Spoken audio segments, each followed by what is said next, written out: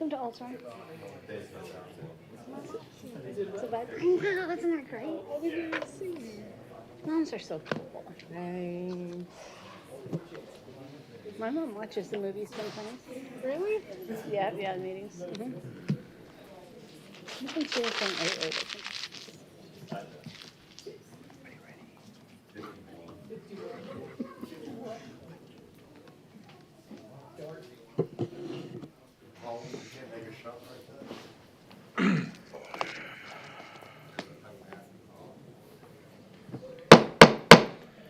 Welcome to the March 7th City of Oldsmar Council meeting. It is 7 p.m. I'm calling this meeting to order. Good evening, everyone, and thank you for joining us. We're going to start out with our invocation and our pledge allegiance to the flag, which will be led by our city attorney, Tom Trask. Please rise. Heavenly Father, we come to you today asking for your guidance, wisdom, and support as we begin this meeting. Help us to engage in meaningful discussion, allow us to grow closer as a group, and nurture the bonds of this community. Fill us with your grace as we make decisions that might affect the residents of the city of Oldsmar, and continue to remind us that all that we do here today and all that we accomplish is for the betterment of the city of Oldsmar. This we pray. Amen. Amen. I pledge allegiance to the flag of the United States of America and to the republic for which it stands, one nation, under God, indivisible, with liberty and justice for all. Thank you very much, Tom. Our first item on the agenda is the Oldsmar Public Open Forum. Each speaker will be recognized once and will be limited to 5-minute presentation on any subject except for item 7. That is a public hearing. You can speak on that. You can speak at that time. Please state your name and your address for the record. The open forum will conclude at 7:30. Is there anybody on this side of the room that would like to speak to the city council? Anybody? Yep, come on up. Yes, come on up. State your name and address, please. My name is Carol Connolly, 409 Jefferson Avenue South, Oldsmar. One of the things I would like to address, the recent issue with the cat mutilation. The situation happened with some relatively new residents that moved here from California on Dartmouth Avenue. And she had inherited the previous residents' cats that were running around unaltered. And I've been doing animal rescue for about 40 years, and I assisted her in trapping 3 cats. We were able to get 3 and get them fixed, and it's a TNVR program. I don't want them back. At any rate, about the second weekend, we were trying to capture a huge male feral cat, and there were some people that had expressed some issues with her feeding these cats, and subsequently this cat was found in her yard between the hour of 4 and 5 when she got back with her 3-year-old from the park and laid it out in her side yard, missing its front legs and its head. So she called me. I was just on my way. I teach at the high school in South St. Pete, and I got to her house as quickly as possible just to said, let me take a look at the body. And this was not like any mutilation I have seen, with coyotes and so forth. Unless that coyote came in on a skateboard and board shorts and fedora, there's no way this was something else. I immediately had called I told her to call the sheriff's office. She was actually, she was in fear for her family. And I didn't find out until about 4 days later she did not call the sheriff's office. And so I filed a report myself. And I received a call, and there was an officer, Thompson, that just dismissed me. I was dismissed. I know what I saw. The resident and her husband were both there. They saw the position of the body. I pointed out there was no marks on it. It was a fresh kill early in the afternoon. I did post something on Fit Next Door. I didn't want to go make this a whole public news things because people try to embellish things and live on hysteria. But we have experienced issues of arrows and cats on Lafayette in the past. 2 years ago, this was happening. A neighbor on the corner of Exeter and Buckingham found an arrow in his tree, and he called the sheriff's office out. They did nothing. They said there's nothing they can do unless he saw the person that shot it. This other issue with the cat, what pointed at, I've had people email me stories, and I'm like, if I don't see the body, I don't know. People don't see what I've seen. I've done horse rescue, cat rescue, dog rescue, pig rescue. I've seen a lot of things, but this was purposeful, and it was laid in this young family's yard and she is a known feeder of community cats. So I think this is a serious issue. I think, if anything, maybe people in the neighborhood or around her could be questioned. I know at this point that there's not a whole lot legally, but Voices for Animals for Pinellas County is interested in the case, and they're going to offer a reward for any information leading to sussing out who this person is. Thank you. Thank you, Carol. Anybody else on this side of the room would like to speak to the city council? All right, we're going to go to this side of the room. Vince, come on up. This grimace is for my back, not because I don't love all of you. Vince Albanese, 404 Jefferson. I'm here on behalf tonight of the Oldsmar Neighborhood Association. I've got continued great work in helping bring our community together ever closer. One thing is you'll see signs going up in the yards. On the 22nd of March at Tico Hall, we're having particularly for those in the town center residential area, we're working on giving a sense of identity and some harmony to the neighborhood here. And we're encouraging everybody to show up for that. So March 22nd, it explains the signs in the yards. It's a unifying thing for all of us. Number two is we're continuing to get more and more small businesses involved in the ERC program. There is more money coming back into Oldsmar. On behalf of the work there, we thank the Chamber in particular for their help with that. So we're helping small business there. Also tonight, I'm very happy to talk about the smallest business in that I'd like to invite Eliza Como up here, and we are encouraging her. That's not good. Yeah, so we have inspiring entrepreneurship in our young people. They have a great idea around the walking school bus, so let me introduce Eliza. You can tell us what you're doing.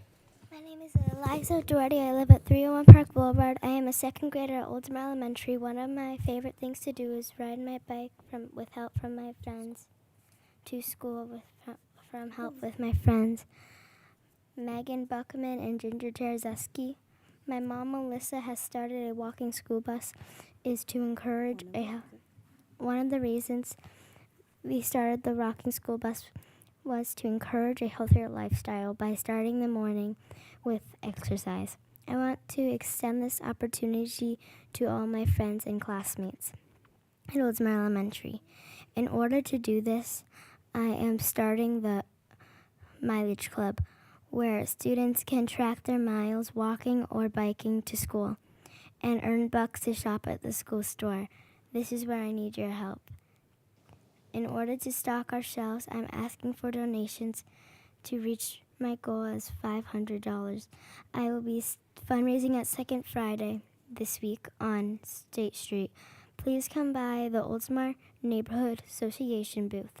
Thank you to the Oldsmar Neighborhood Association for the support and encouragement. I look forward to seeing everyone there. Thank you for supporting my project and the students at Oldsmar Elementary. Very good. Yay. And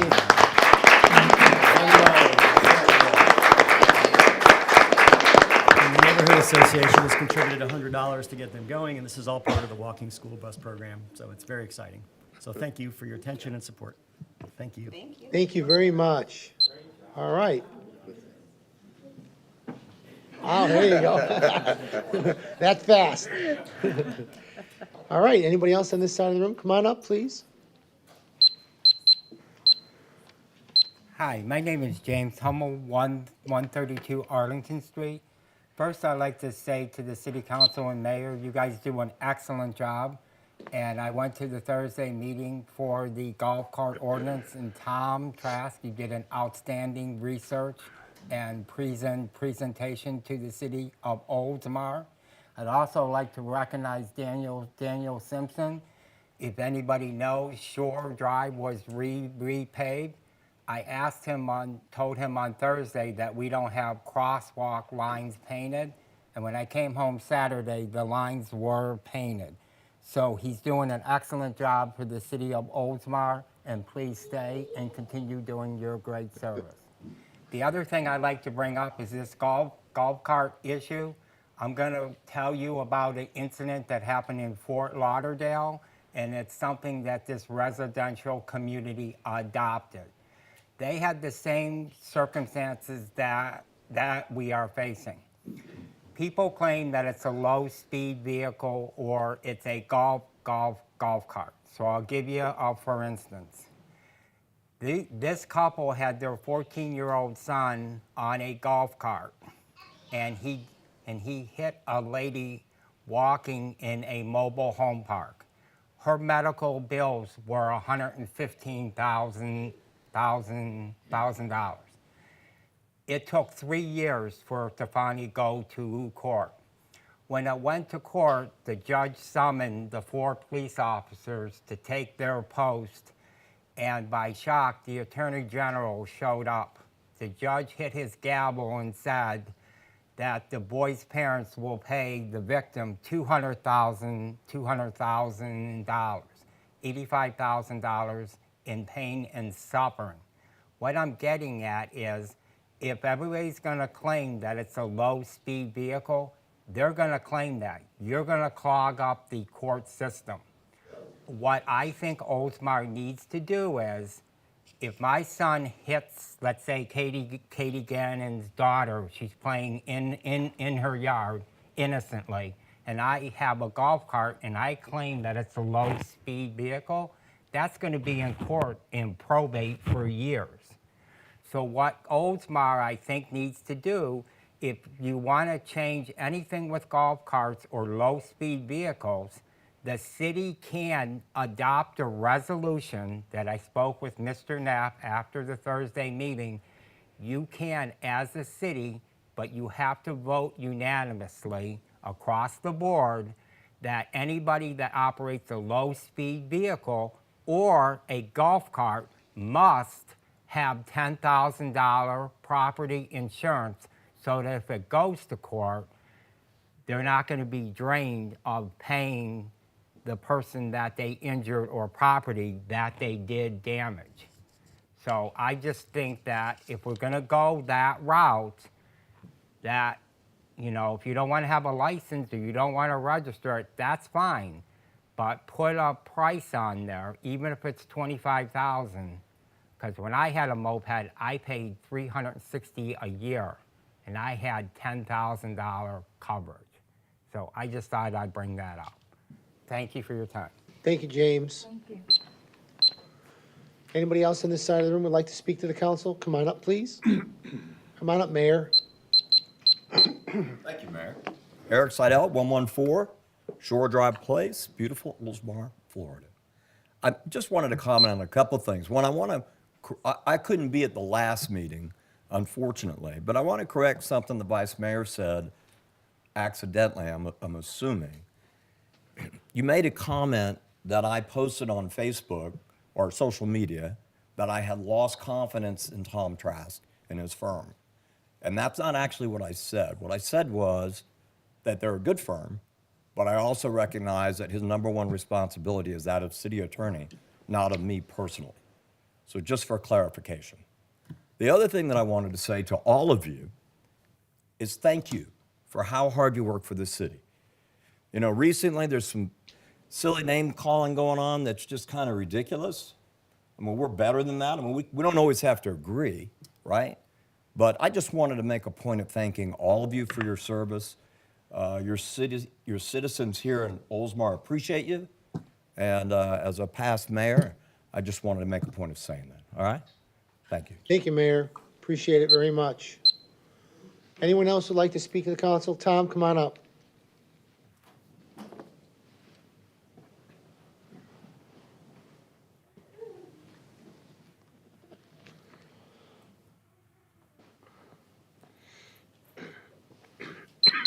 I was just going to speak a little bit to the golf carts.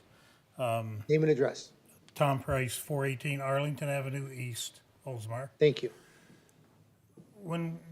It's been 10 years ago, we passed the ordinance to allow golf carts. And at the time, it was 16 years old with a driver's license. I still believe in that.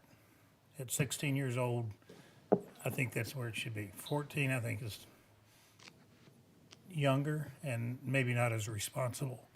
So my wife and I have talked about this as we watch all the city council meetings.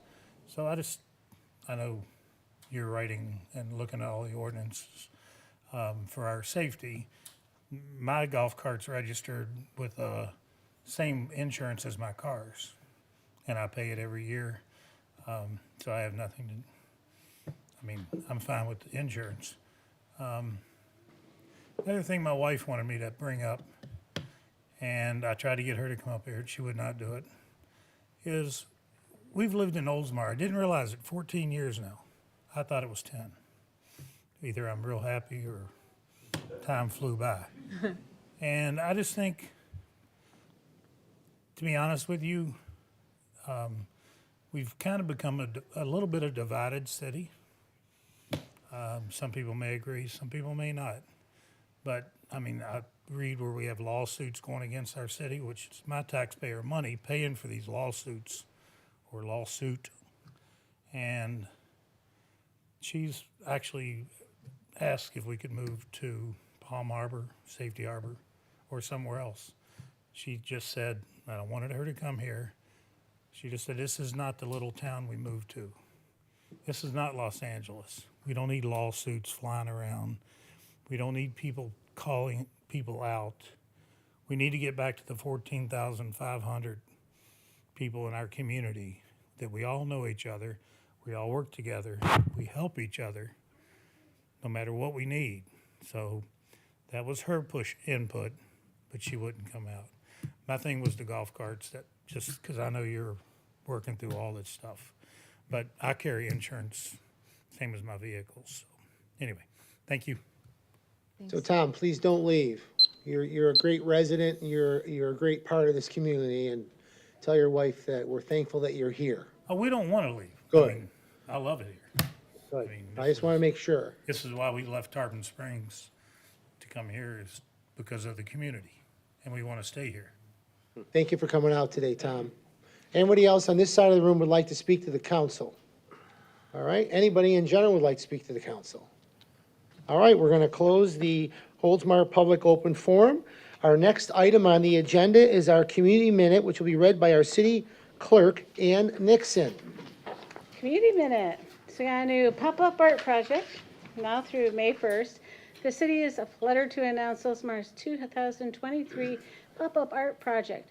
Butterflies, symbols of transformation. Stop by City Hall, Library, or Rec Center to pick up a free butterfly template to create a unique specimen to become kaleidoscopes as a large art installation at City Hall. It's a complex sentence, but it's really easy to do. You just pick up a thing and you decorate it, and there's instructions on there. Celebrating the changes and transformation happening in Oldsmar. For details, visit oldsmarpopupart.com. Like a census, every effort helps and profits the community. Stargazers, Thursday, March 9th at sunset at Veterans Memorial Park. Get a free stellar glimpse of our universe at Stargazers beginning at sunset. Bring a telescope if you have one. Featuring this week, a full moon. Josh Lindsay says the experience will be out of this world. And movie in the park. Friday, March 17th at 7 o'clock at Ariel's Park. Hop on down to Ariel's and join us for this free family-friendly showing of the movie Hop. Bring blankets and chairs to enjoy a night under the stars. Golf cart parking available or low-speed vehicle parking available. Concessions on site. Pop in on hop, hop in on hop, hop on pop, or just pop on over. Tongue-in-cheek humor aside, there's a lot of fun in Oldsmar. Great Gene job. Good job, man. I'm gonna miss that. I'm gonna miss your little thing you got going over there. Thank you so much. Our next item on the agenda is approval of additional new agenda items. Items 2, 8, and 10. I need a motion. So moved. Second? Second. Any other discussion on this item? All in favor signify by saying aye. Aye. Any opposed? Motion passes. Next item on our agenda is our consent docket, which will be read by our city clerk, Ann Nixon. Item number 1, approve minutes of the February 21, 2023 council meeting. Item number 2, authorize the advertisement of 2023-006-ITB fence replacement and installation. Item number 3, authorize city manager to advertise 2023-008 ITB for caustic tank replacement. Item number 4, authorize the advertisement of 2023-009 ITB roof replacement at fire station 54. Item number 5, approve awarding the replacement of the sludge building roof at the water reclamation facility and repair of exterior stairs at City Hall to Austin Construction Group Incorporated and the same pricing terms and conditions as the City of Tampa contract number 421100619, piggyback 23-011, utilizing the job order contract consulting services of Gordian Group Incorporated under the same pricing terms and conditions as the City of Tampa contract number 411111317, piggyback 23-009, and item number 6, accept resignation of Eliana McLaughlin as ex officio teen of the Veterans Advisory Board. Thank you for that. Does anybody wish to pull anything from the consent agenda? All right, with that, I need a motion. Motion to approve. Thank you. Second? Second. All in favor, please signify by saying aye. Aye. Any opposed? Motion passes. Thank you very much. Next item on our agenda is item number 7, which will be read by our city attorney, Tom Trask. Mayor, council members, this is item number 7. This is a public hearing for the first reading of ordinance 2023-04. As some background, the city council on February 21st authorized me to draft an ordinance amending the code of ordinances to exclude the cost of certain code compliant mitigation in energy efficient retrofits from the cumulative substantial improvement requirement and to adopt technical amendments to the Florida Building Code, as well as provide a fiscal impact statement. Based upon that request, I prepared the ordinance that's in the packet. I'm going to read that by title only.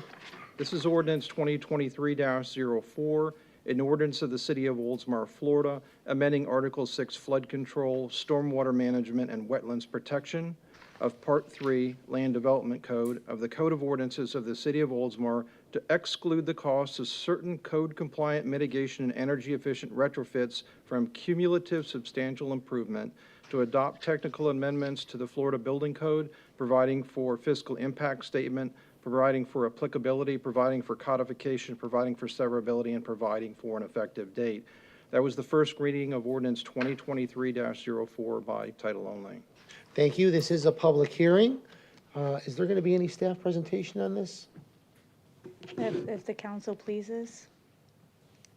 Mayor, I'd Yes. like for Tatiana to give that presentation she gave last time at the council meeting where we authorized the city attorney. It was I agree. We all agree helpful. with that? Yep. Thank you, Tatiana. Sure.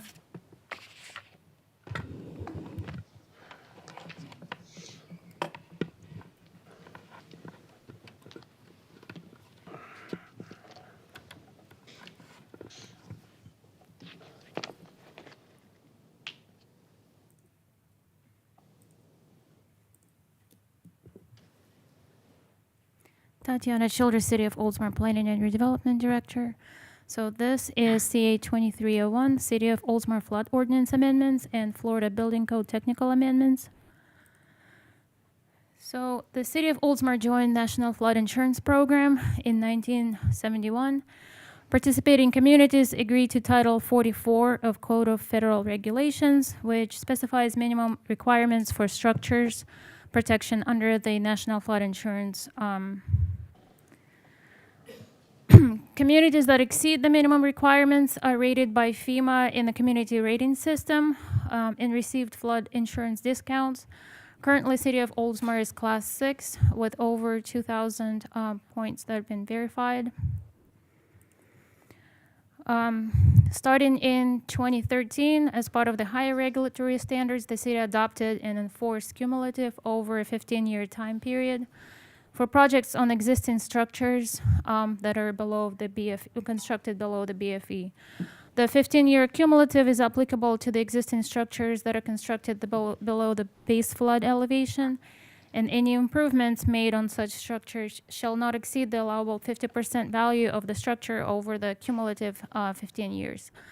Improvements that exceed the 50% of the value of the structure would require that structure to comply with current flood regulations.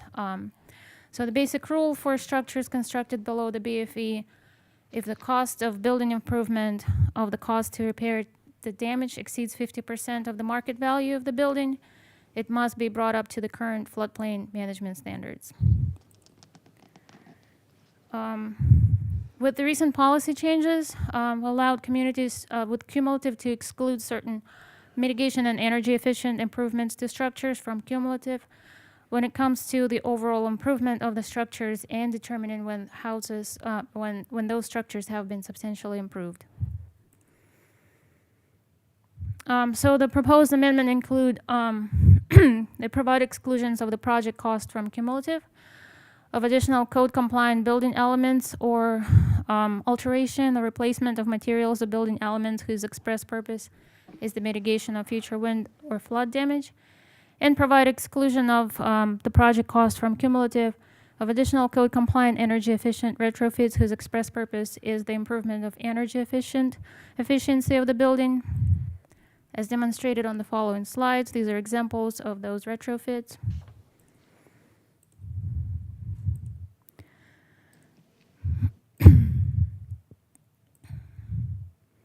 Including the solar panels.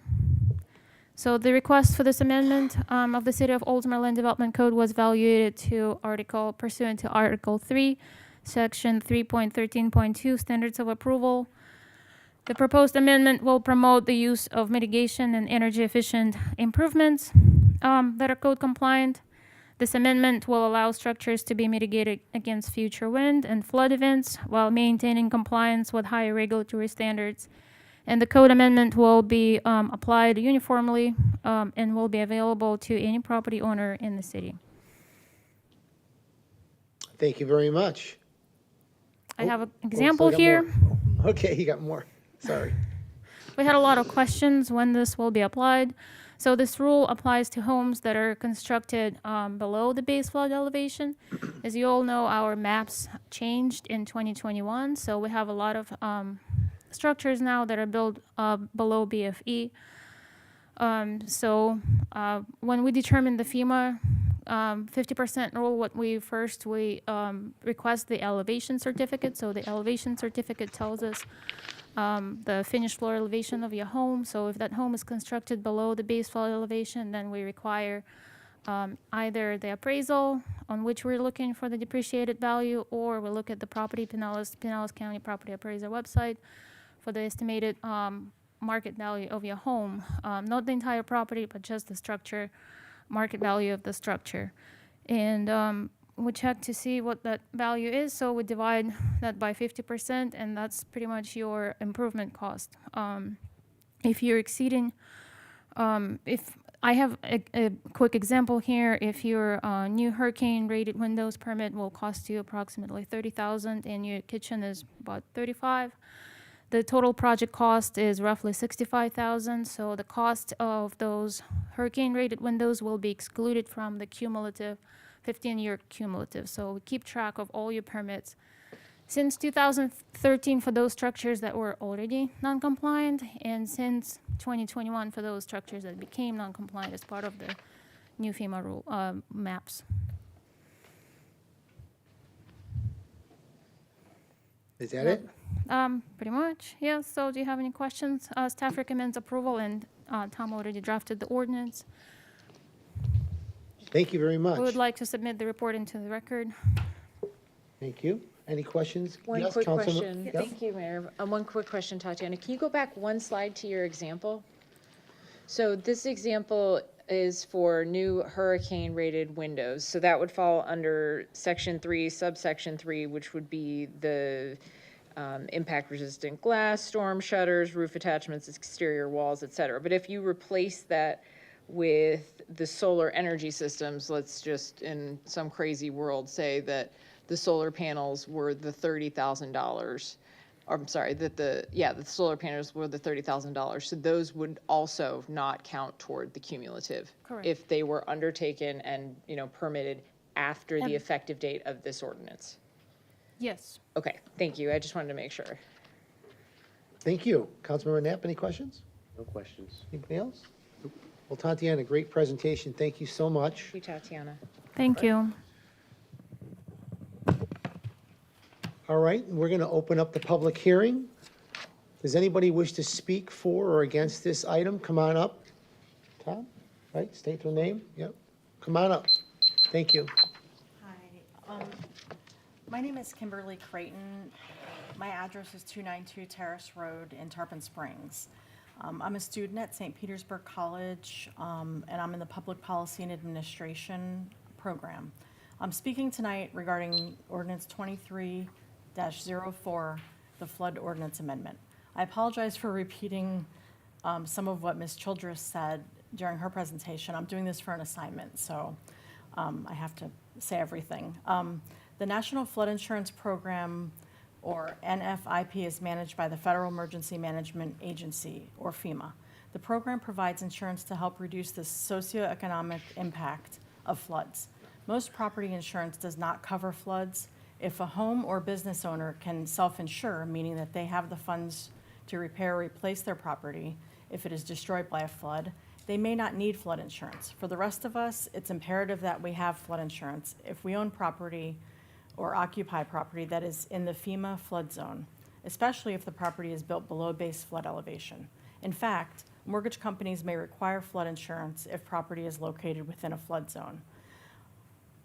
A single flood event can cause billions of dollars worth of damage. Therefore, it's been necessary for FEMA to create certain regulations that mitigate losses. One such regulation is known as the 50% rule. What this says is that any reconstruction, rehabilitation, addition, or other improvements of structure that is habitable and sits below the base flood elevation that equals or exceeds 50% of the value of the structure prior to the start date of the construction constitutes a substantial improvement, requiring the structure to be brought into compliance with the current NFIP standards. This 50% is based on the value of the structure only, not the land. In 2013, Oldsmar adopted the 15-year cumulative flood insurance mitigation plan, which means that any improvement made on a structure within a 15-year period counts toward the 50% rule.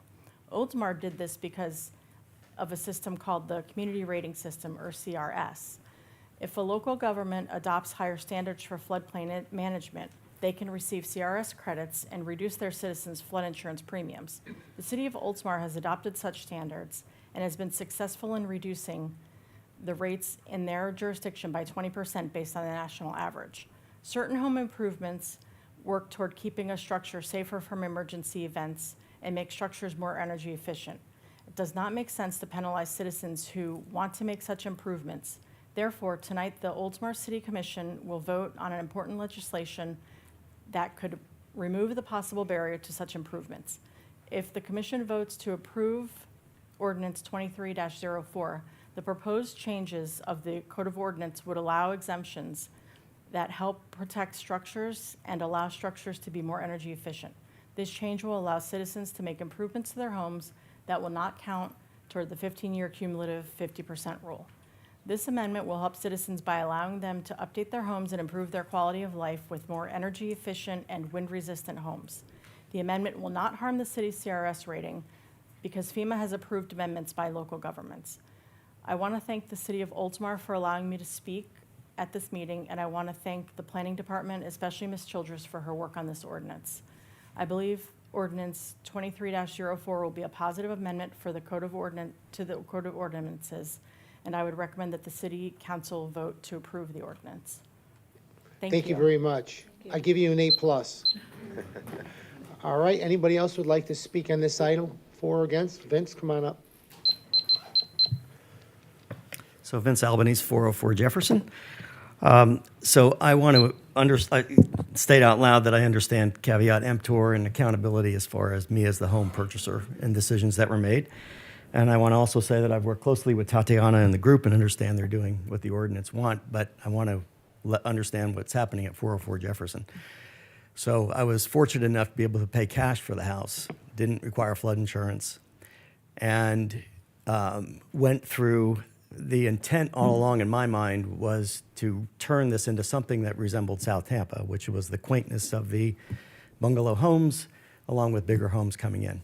And I had architectural plans done for a remodel of the house that were supposed to be permit ready. I had a roof permit pulled, hurricane proof. It went through an express permit. I had window permit pulled, went through an express permit. The actual cash value of my house was $20,000. I only had $10,000 to play with when I started. So I came here. The recommendation was that I get another appraisal done. That appraisal came in and significantly raised it, but essentially allowed me $60,000 to work on that house. So where I am right now is that there's something like $100 left on the 50/50. And so if it stayed without this ordinance, first of all, I'd have $50 to invest in the next 15 years in that property, right? So my ask here, and I appreciate the not singling out an individual here, but if there's a way to make this retroactive to when the flood limits raised, it would dramatically change the situation. The elevation on Jefferson is 9.5 feet. So I have a quote in hand for $100,000 to raise the house 4 feet, right? And it doesn't make sense to raise it 4 feet. I'm looking at hundreds of thousands of dollars investment to make it compliant, which I have agreed to do if there's no other option. But it seems like an awful lot of money for my wife and I to have the small bungalow that we originally wanted. So again, the ask, you're doing the right thing here. If there's a way to contemplate making that retro to the last FEMA adjustment, I would ask that on behalf of anybody who's made any improvements in this area in the past year or so. Other than that, you'll witness a major construction project on Jefferson. I'll be able to see the water and downtown. There you go. Thank you, Vince. Thank you very much, Vince. Thanks for coming up. Anybody else would like to speak for or against this item? Come on up, please. All right, with that, I'm going to close the public hearing. Next is I need a motion for approval. So moved. I have a motion. How about a second? Second? Is there any other council discussion or any questions for this item? Anyone? We're good? All right. Mayor. Oh, I'm sorry. I would just like to toss this to the city manager, not necessarily specifically to address Mr. Albanese, but just in general, because I can imagine that there are other permits and active work taking place. Where do things stand with any possibility for any retroactive or active projects falling within this ordinance? And respectfully, I'm going to have to seek our legal guidance from our city attorney on retroactivity of an ordinance such as this. Okay, so the answer is, there's a possibility. I'd like to do the research. We can address that issue at the second public hearing. I didn't know this issue was going to come up, otherwise I would have researched it, but we probably can. You can retroactively adopt your ordinances. You'll realize that the last section of the ordinance, it says it will become effective immediately upon its adoption. We have changed in the past to reflect that it can be adopted retroactively to a date certain. But before we do that, let me do the research. I'm going to find out when this change in the law has occurred. I would think that if it was going to be, it would be only back to the date that that requirement was authorized. But I'd like to research that issue and give you the answer before the next meeting, when this is going to be considered. That would be Great. Okay. Yeah, I'd like that too. Thank you. Go ahead. And I would like to add one more thing, as we discussed at the last meeting. after our 5-year cycle for our CRS review is coming up in April. And so we want to see where our points are, where we lie on that scale for the percentage off. And so if we're going to discuss at that point with the review team if it makes sense for us to eliminate the 15 or propose an elimination of the 15-year cumulative altogether. So we're going to discuss that when the FEMA staff comes into our house, into our office, and I think they're scheduled in late April to come for our cycle view. So that's on our list. Thank you. Any other discussion? Okay, I just have one item. I just wanted to say, Councilmember Knapp, great question. Thank you so much for bringing that to the table. I need City Clerk, roll call, please. Councilmember Graber? Yes. Vice Mayor Buckman? Yes. Councilmember Knapp? Yes. Councilmember Gannon? Yes. Mayor Saraki? Yes. First reading of ordinance 2023-04, amending the Code of Ordinances of the City of Oldsmar to exclude the cost of certain code-compliant mitigation and energy-efficient retrofits from cumulative substantial improvement, to adopt technical amendments to the Florida Building Code, and providing for a fiscal impact statement is passed with 5 votes for and 0 against. Thank you very much. Next item on our agenda is item 8, which will be led by our city manager, Felicia Donnelly. You have the floor. Thank you, Mayor. Item number 8 is authorize the city attorney to draft an ordinance amending the golf cart requirements to remove the requirement to hold or possess a valid driver's license and to make golf cart registration voluntary. At the February 28, 2023 work session, City Council discussion supported making the following changes to the City of Oldsmar Code of Ordinances regarding golf cart usage. In Section 66-100, deleting text regarding holding and in possession of a valid driver's license. Delete Section 66-105. In Section 66-106, make registration voluntary rather than mandatory. The effect would be to remove the requirement to hold and possess a valid driver's license and to make golf cart registration voluntary. Thank you very much. I need a motion to approve. So moved. How about a second? Second. Let's have a discussion on this. Anyway, Councilmember Knapp, since you made the motion. Thank you, Mayor. I would just ask that if our city attorney could maybe provide a brief explanation as to why we cannot or would avoid addressing anything related to age limits that was brought up in the prior discussion, right? That how it is at 14 right now based on the state statute. That's correct. It's based upon the state statute, and I can go through all those specifics at the first reading, but our ordinance currently provides age 16 with a driver's license. We did some research and found an attorney's general opinion that specifically discussed that.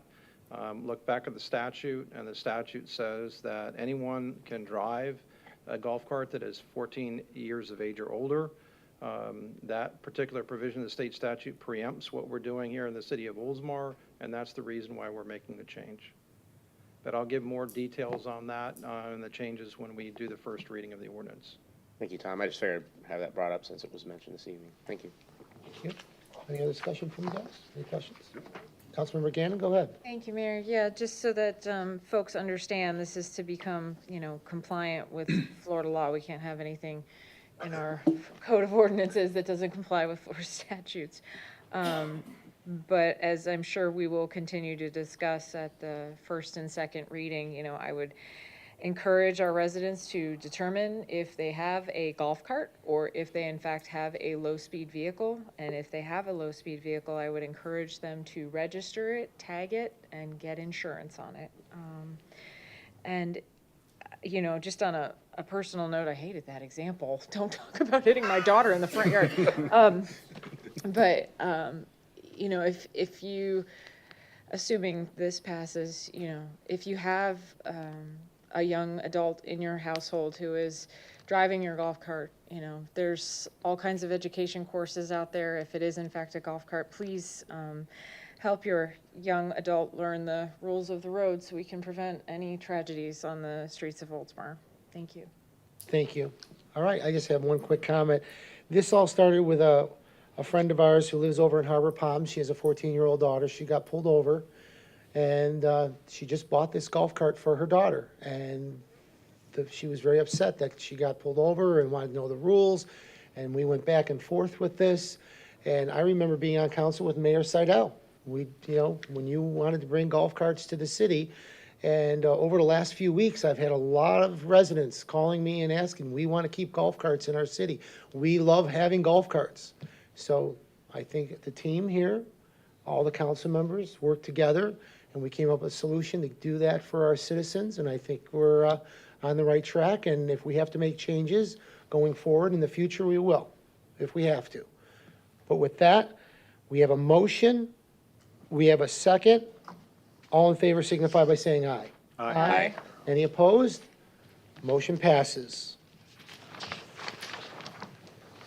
Thank you, city manager. Next item on the agenda is our city clerk, item number 9. Item 9, scheduled work session regarding proposed capital improvement program budget for fiscal years 2023 through 2028. Work session will be held at 6 o'clock in council chamber, 101 State Street West, Oldsmar. If some dates were put out there, and my understanding is that the date that would work for everybody is Tuesday, May 23rd, 2023. That is correct? Yep. All right, I need a motion to approve. So moved. Second? Second? I have a motion and a second. Any other discussion on this item? All in favor signify by saying aye. Aye. Aye. Any opposed? Motion passes. Item number 10. Item number 10, approve excused absence for Councilmember Graber from the February 28, 2023 work session. Who wants to give Steve a motion? So moved. I got a motion. All right. How about a second? Second. All right. Any other discussion? All in favor signify by saying aye. Aye. Any opposed? Motion passes. Thank you. You're welcome, Steve. Next item on the agenda is item 11, consider increasing the city council budget for the 2023 fiscal year via the June 2023 budget revision. And that is something I wanted to, and Nixon sent me an email in regards to extra expenses or classes or education that I'll be attending.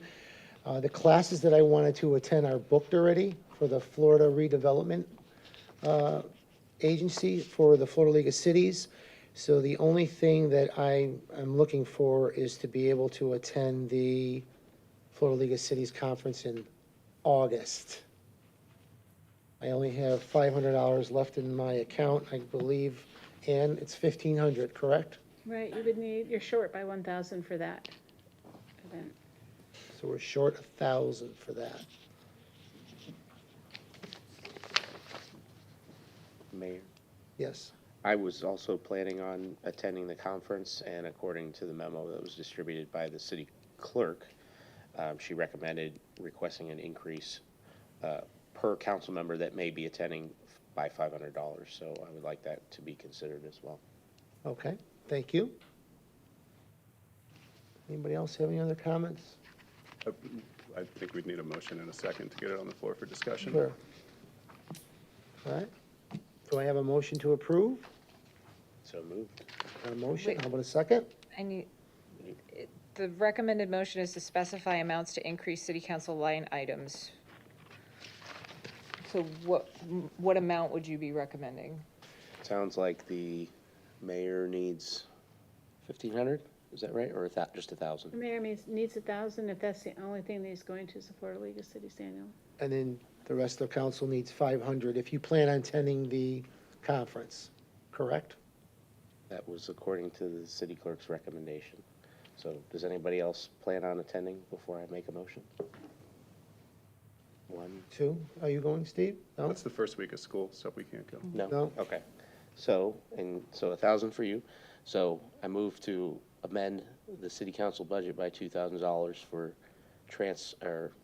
lodging as it relates to expenses for council. Thank you, Councilmember Knapp. Lodging, travel, are you limiting it just to lodging or just to travel? I or- think that's what the expenses are It's for. the Yeah. same line item. travel Yeah, and lodging. it's the same. All right, so the motion is $2,000, 1,000 in the mayor's budget and And then $500. two $500 instances for And- 2 other council members. Gotcha. I have a motion, I need a second. Second. I have a second. Any other discussion on this item? Yes, Councilmember Gannon. Thank you, Mayor. Andrew, I'm sorry, Councilmember Knapp, and Vice Mayor Buckman, I understand and appreciate our city clerk's recommendation regarding an increase of $500 for the expected costs of the Florida League of Cities Conference in light of your expenditures thus far in this fiscal year. I would like to know the actual registration costs.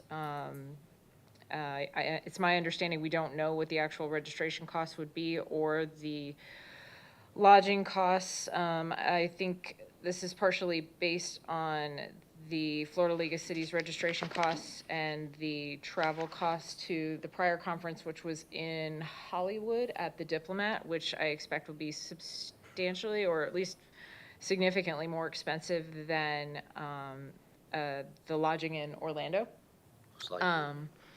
But in any event, obviously my motion is not made, but my motion would be to amend to allow $500 for a person who would like to attend the Florida League of Cities Conference, but not the additional $1,000 for Mayor Siraki. And I more fully expressed my opinions on this during our work session. And as I mentioned, all of us, can justify our various expenditures and the educational benefit from attending these various conferences.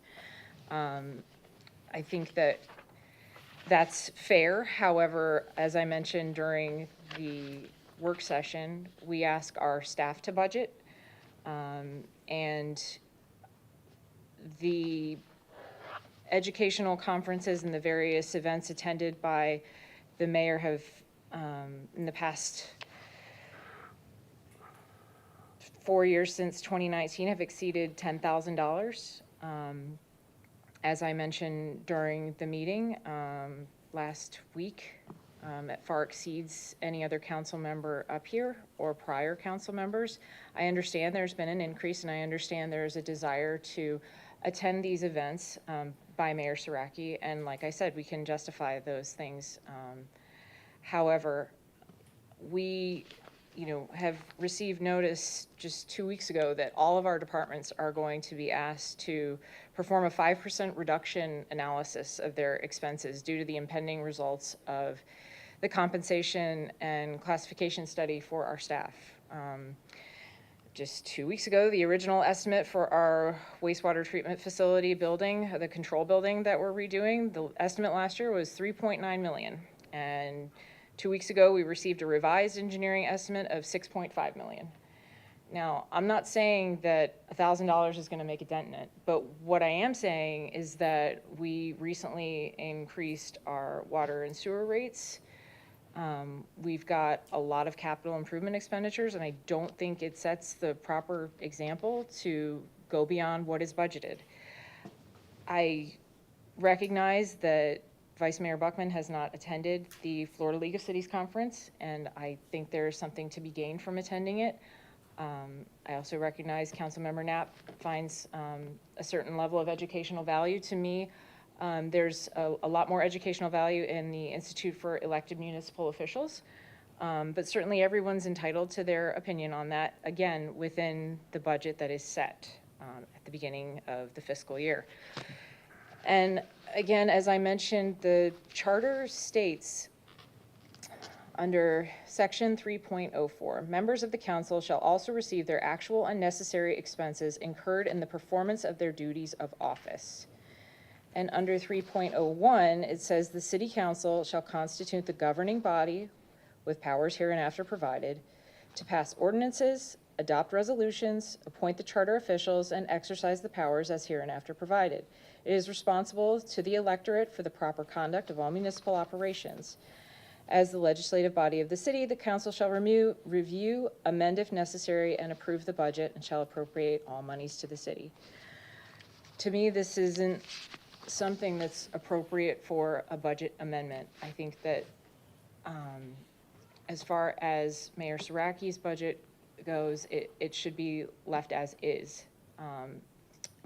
I would support a $500 increase, but it's more the setting the precedent that council members and the mayor can't, use this pot of money to attend whatever conferences they see fit, when our staff members have to determine a year, sometimes more in advance, what educational conferences or training they want to attend, and ask and sometimes even beg for the opportunity to do so. And we're up here able to just kind of say, oh, I'd like to go to this, I'd like to go to that. Again, I appreciate the knowledge that everybody has brought back from those things, but it needs to be planned in the same way that we ask our staff to. So, thank you. Thank you, Councilmember Cannon. So Mayor? oh, yes, May I go speak? ahead. Yes. I wasn't at the work session. You guys might remember excusing my absence a couple items ago. I've spent very little amount of money, if I'm not mistaken, correct, Ann? It's like $184 in 2 years. So the other numbers are astronomical, and I understood EMO, I understood Leadership Pinellas. I didn't understand some of the other things that have been expensed, to the point where I got really aggravated about it. Now, I don't go to the FLC conference because our kids are in school. It's the first week of school. My wife started working at the school. So we'd go from summer vacation, so essentially 0 to 100 with me being like, hey, I'm at a conference, so I'm not going. That said, it's not that I haven't attended things. I'm a trustee on the Florida Municipal Investment Trust. That's 4 meetings a year. So when I was wondering if that would be covered by this budget, technically, yes, it would be covered by the budget, but there was a question as to whether or not the city would be reimbursed. Well, there was no question that I would be reimbursed. So I didn't want to take the taxpayers' money, even though I could have. I said, well, no, we're not going to spend that money. I can spend my own money and get reimbursed. No, good for me. However, that's the way that it's been. And it's 4 times a year, and it's Fort Myers, it was Delray Beach, a couple of times they were closed, Clearwater and Tampa. I'm going to Orlando in 2 weeks. There's another one in St. Augustine in June. I'm not really sure where the rest of them are, but essentially, we're staying at hotels chosen by the Florida League of Cities, so they're usually higher-end hotels. So those payments come from me, from my family, and I get reimbursed. Don't get me wrong, I do, but I still have to expend it the first time. So when I see, I chose to go to this, I chose to go to this, I chose to go to this, I'm out, I need more money. It's like, well, we knew the cost of those going in, and we had discussed it during the budget work session, how much money we were going to include in the budget. I understand some of it can be educational. I also understand there's a social element to it. I think you had mentioned a visibility, I don't know, I won't call it cost, but price. There was a benefit to visibility because we're a smaller city. I understand.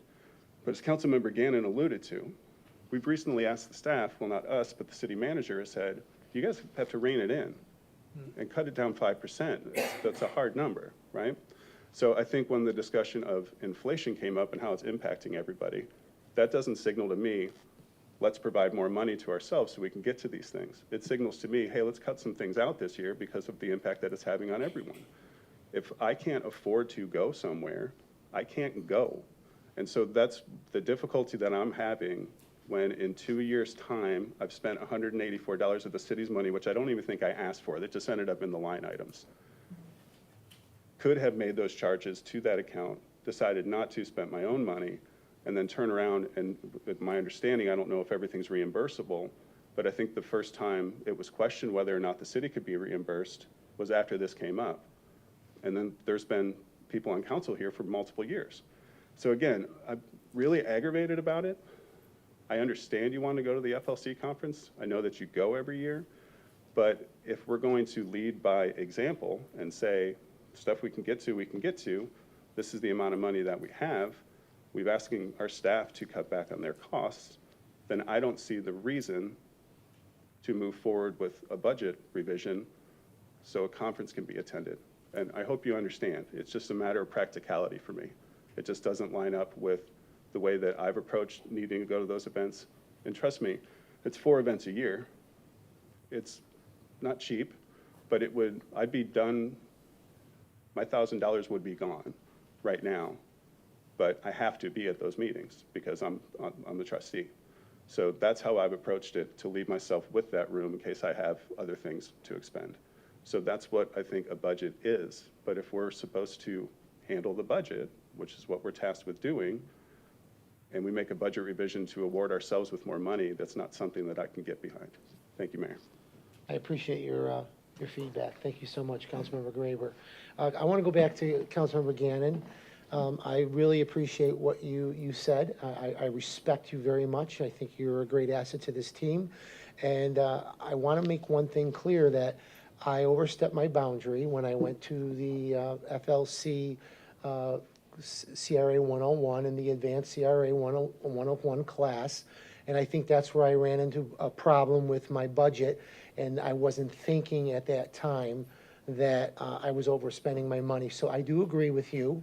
I feel that I overspent my money, but the Florida League of Cities is a very important conference for me because being involved in the Suncoast League of Cities as a past president, I do agree, if the council agrees, that we will just add $500 for the attendees. I will personally, out of my own pay, out of my pay, I will pay the extra $500 so I can attend, if the council agrees with that.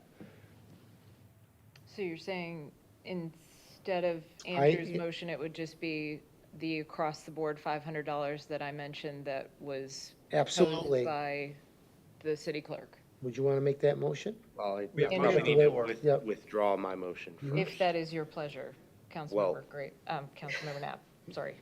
In addition to that, in light of some of the comments that were made, I will stick to my budget, and whatever I go over for, I'll cover myself, so amend accordingly, or make a new motion accordingly. But I do withdraw my motion.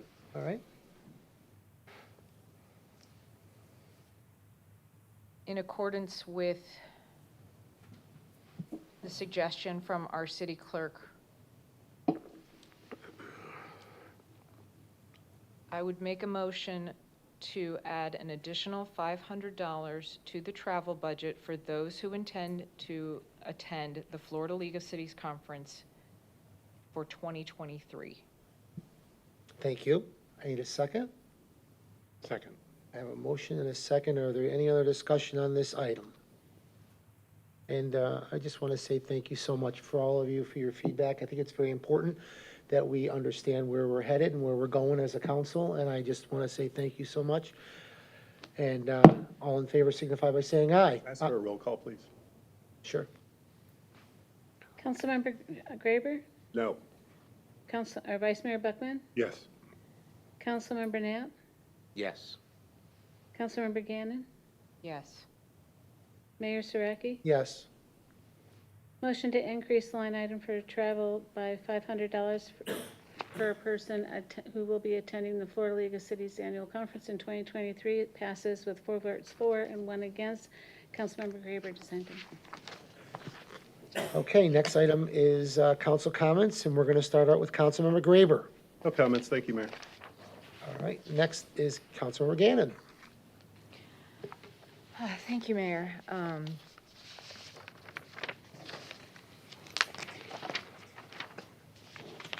couple of things coming up. This Friday is the second Friday, as well as the Bike Your City event, which is an event you can register for at eventbrite.com. Forward Pinellas is hosting it's like a family-friendly event where you can literally bring your bike and ride your bike around our city to highlight the Oldsmar Trail Network. If you want more information on that, the registration is required, like I said, so head to our website. In addition, not too far off is the Oldsmar Days and Nights. You know, we've got a lot of chamber members here tonight, so I'm sure if there's an appetite for additional volunteering opportunities that we previously discussed, that would be welcome. And the Breakfast with the Bunny is coming up too. I know Ann didn't mention it, but it is a very popular event, as is the April event, which is the Easter egg hunt. So if you are making plans to do Breakfast with the Bunny at Veterans Memorial Park, definitely pre-register by March 11th. That is coming up this weekend. So a lot of people aren't thinking Easter yet because spring break hasn't happened yet. But definitely call the city or go to oldsmarrec.com, rec.com, to find out more about that. I wasn't able to attend the Forward Pinellas School Transportation Safety Committee meeting the other morning. Unfortunately, I had a short little 5-year-old patient with strep throat that required my attention, so I regret that I was unable to attend that. However, I will report back once I have possession of the minutes of that meeting. It's my understanding a new chair and vice chair of the committee were elected, and Commissioner Latvala has also been appointed to that committee. So thank you all. Great job. All right. Vice Mayor. Thank you, Mayor. Had the opportunity to go watch the VCRs at Sunset Sounds, and for all of you from the 80s, it was an amazing band. I will be at the Bike Your City event this Friday, Friday morning. Looking forward to that. In fact, tomorrow I'll be at Fort Pinellas with our meeting, and there's some changes potentially coming down the pipe for our seat there. Potentially, we're voting on it tomorrow, but I believe that what's going to happen is we're still going to share that seat with Tarpon and Safety Harbor, but it's going to move to a 3-year term instead of a 2-year term. So I'll bring that back as soon as we have that evaluated. Other than that, I know daylight savings is coming up. Remember to set your clocks, or we don't do that anymore. We let the Androids and iPhones do that for us. And I will be on a cruise vacationing next week for spring break with the family. So Nice. that is all I have, Mayor. All right, thank you very much. Councilmember Knapp. Thank you, Mayor. Just a couple, one repeat and a couple of new things. I'll also be at Bike Your City. I will be in as many pads as I need to be to make it there and back.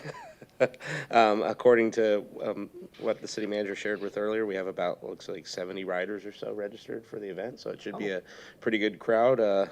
Hopefully nobody bumps into each other and has any incidents. From there, the following weekend then, I mentioned at our last meeting, we've got the Armadillo Run on March 18th, 5K and 10K, 42nd annual. So if you're going to be out there, that's another opportunity for volunteering. Hand out some water if you're not participating in the event yourself. And then one last thing I would like to have Chief Schwabe pass along to a shout out to Captain Dave Young. We had a coworker last week who was literally going into the hospital that evening for his wife to be induced, and we were able to kind of last minute get a car seat check performed for that individual. So please extend my deepest gratitude to Mr. Dave Young for that. Gave my coworker a great peace of mind knowing that the car seat was safe and ready to go for the arrival of his little girl. So thank you very much. That's all I have, Mayor. All right, thank you, Councilmember Knapp. I just have a couple things. Today I attended the Oldsmar Elementary Schools. They had an outdoor, the kids were outside. I met with the field day with the Field fifth day. graders. Thank you. I met with the fifth graders, and they got a kick out of getting me all wet. They had these squirt guns, and they got me all wet, and they thought it was the greatest thing. They got the mayor all wet. I also attended the Sunset Sounds on Friday, and I just got to say, my hat's out to Chip putting that together, and the city staff did a great job. I got to say, there was probably at the beginning, there had to only be, I think, like 10 people, but once the music started, all of a sudden, these golf carts come out of nowhere, and all these cars, and the people came in, and it was packed. It was a great event, and like the Vice Mayor said, the music was wonderful, and it was a great event, and I really like the Sunset Sound series that the city puts on. I want to mention Shore Drive, the paving. I don't know how to describe it. It's amazing. I mean, I've been here for, 26 years, and just driving on Shore Drive with that, great job, the city staff for getting that done. I love it. And then the last thing is the Oldsmar hockey rink. Monday night and Thursday nights from 6 to 8:30, we play hockey. It's run, ball hockey. Everyone's invited, come on out. We've been having a lot of fun on Mondays and Thursdays. There hasn't been any rain, so the rink has been open. But I want to make sure if anybody out there is interested in playing hockey here in Oldsmar at the Oldsmar hockey rink here in Oldsmar, come on out. It's you can just bring a stick and have some fun. Other than that, that's all I have. Mayor? Yes. I had one more thing. 'Cause something tomorrow at noon is pretty exciting that's happening. I know the chamber probably knows, but tomorrow Chuck Lager's opening at noon. So, Oh, I Oh. did see that on Yes. social media. They announced they would be open at lunch beginning tomorrow. we have Great. 4 Chuck panels. Loggers, yeah. Well, good, I'm glad, I didn't know that, thank you for Yeah. bringing that up. All right, anything else, anybody else, anything else? Oh, you know what? Sure. City manager, I mean, I don't want to put you on the spot, but you recently circulated some data from Gator Nationals that we didn't yet know about how many countries participated. Am I correct that there were participants from 31 different countries? That sounds about right. I don't have the data right in And front there of were me. more than 1,000 riders from 48 states? Something like that. I've asked for the data to combine it with the race that was the weekend prior. Right. And then how many athletes stayed for the entire time, because then having those two events really exponentially increases the economic impact. Yes. So I've asked for that data, so we'll give a presentation when USA BMX gives me all of the good. data. Okay. But it was record-breaking for both weekends. They haven't ever seen any of that attendance in Florida. So USA like, BMX hasn't? yes, like Oh, wow. period, like record-breaking both weekends. How Good exciting. news, that's great news. Very, very good news. Yeah. Yeah, if you could share those statistics with all of us, we'd appreciate it once you get them, that'd be great. Thank you so much for bringing that up, Councilmember Gannon. Yes. All right, anybody else want, for the record? Do you want to have anything else you want to share? You good? All right. All right. Next item on our agenda is item 13, approve the tentative agenda for the March 21st, 2023 council meeting. Does anyone wish to pull or add to the agenda? Okay, then I need a motion to approve. I move. Second. I got a motion and a second. Any other discussion on that item? All in favor signify by saying aye. Aye. Any opposed? Motion passes. This meeting is adjourned.